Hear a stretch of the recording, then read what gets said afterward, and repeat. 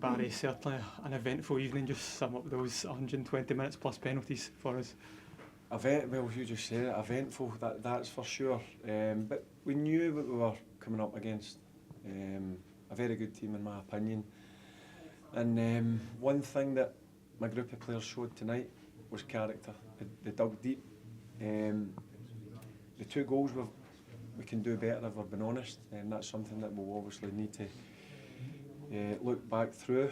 But in terms of getting in amongst it, fighting for each other, showing character, desire, that's all the things that I want to try and implement into my team, and certainly the group of players showed that tonight. Yeah, you mentioned there just the poise and the nerve that the players showed in that penalty shootout to come out on top.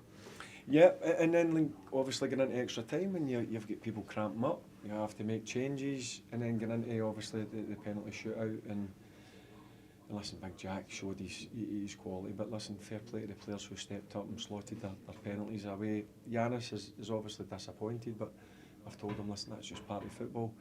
But listen, just absolutely delighted to get into the last 8. I think it's so important for the club, but also so important for this group of players, because they've come through some tough times this season, and I'm just absolutely delighted that they dug deep and showed the character that was needed if you want to play here at Rangers. Yeah, what was your message to the players before the shootout? Can you say a lot to them before that?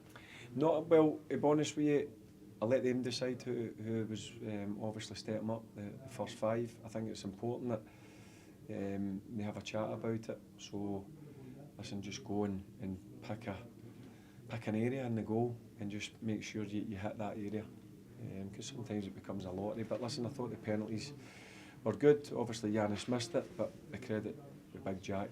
I'm delighted for him. I knew him as a young boy at Birmingham. I knew he was always going to be a top keeper.